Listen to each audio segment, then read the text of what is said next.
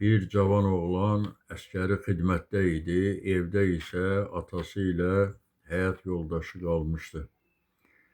Bir gün atasından aldığı məktubu əlaqədar evə qayıdır və evə qayıtdıqda görür ki, atası həyat yoldaşının ayaqlarını masaj eləyir.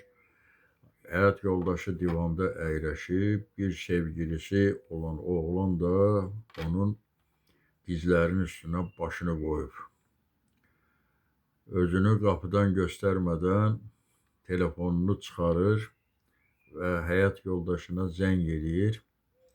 Həyat yoldaşından gələn zəngi görən qadın həyəcanlanır, telefonu açır. Deyir, nə iş görürsən? Deyir ki, heç, ev işləri ilə məşğulam. Deyir, atam nə işlə məşğuldur? Deyir, atan öz otağında istirahət edir. Deyir, telefonu ona verə bilərsən, onunla danışım. Deyir, elə indi? Deyir, bəli. Qadın yaşlı kişinin yaxasından yapışaraq ona deyir ki, telefonu sənə verəcəm, oğlunla danışacaqsan. Ancaq mənim haqqımda bir kəlmə də olsun, oğluna başqa söz demirsən.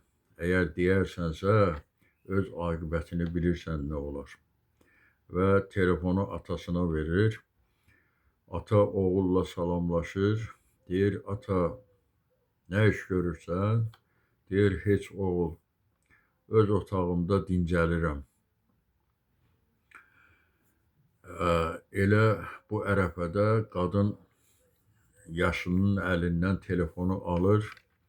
Deyir, hə, aton öz otağında dincəlir. Aton soruşur ki, evə nə zaman qayıdacaqsan?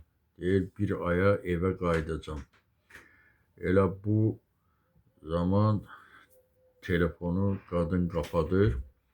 Telefonu kapattıktan sonra onun yanında olan qızın aşnası ona deyir ki, heç sən utanmırmısan? Sənin həyat yoldaşın əskəri xidmətdədir, sən isə burada özü üçün eş-işrətdəsən. Deyir, əskər olan qadının günü belə olmalıdır. Oğlan bu mənzərəni gördükdə çox əsəbləşir və qapını açıb içəri daxil olur. İçəri daxil olanda görür ki, atası polu silir və atası tez ayağa qalxır, oğlu ilə görüşür. Yoldaşı da bunu görəndə tez ayağa qalxıb özlərini düzəldirlər.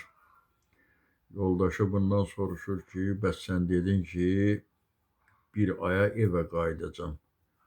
Nə oldu, indi qayıtmısan evə? Deyir, hə, mən sənin törətdiyin bütün əməlləri bilirəm.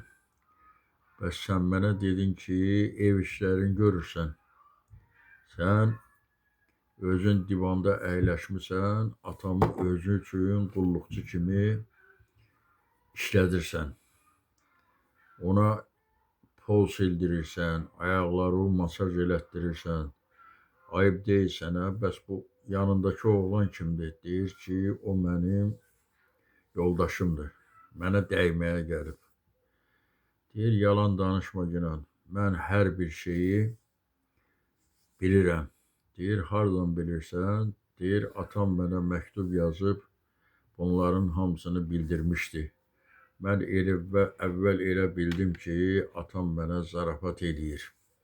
Amma gəlib öz gözlərimlə gördükdə, gördüm ki, bütün bunlar hamısı həqiqətdir.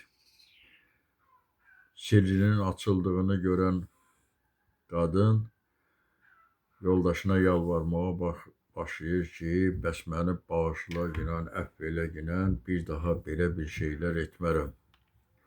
Deyir, yox, səni bağışlamaq olmaz. O insanlar bağışlanır ki, onlar bilmədən səhvə yol verirlər. Sən bilə-bilə bu işlərin hamısını görmüsən. Ona görə səni əfv etmək olmaz. Sən artıq bugündən bu evi tərk etməlisən. Qız çox yalvarır ki, bir daha belə şeylər eləməyəcək. Oğlan deyir, yox. Sən burada söz versən də, mən gedəndən sonra yenə də öz əməllərini yerinə yetirmiş olacaqsan. Ona görə bu evi tərk etginən. Beləliklə qız kör peşman vəziyyətdə evi tərk edir. Ata və qoca bir-birinə sarılıb qucaqlaşırlar. Deyir, ata, sən məni bağışla inan. Sən mənə yazmışdın, mən əvvəl elə bilirdim ki, sən mənə zarafat edirsən. Sən məni bağışla inan. İndi bax, belə oğulları həyatı necə olmalıdır? Siz belə oğullara necə bəraət qazandırırsınız? Fikirlərinizi bilmək mənim üçün çox maraqlıdır. Diqqətinizə görə çox sağ olun, var olun.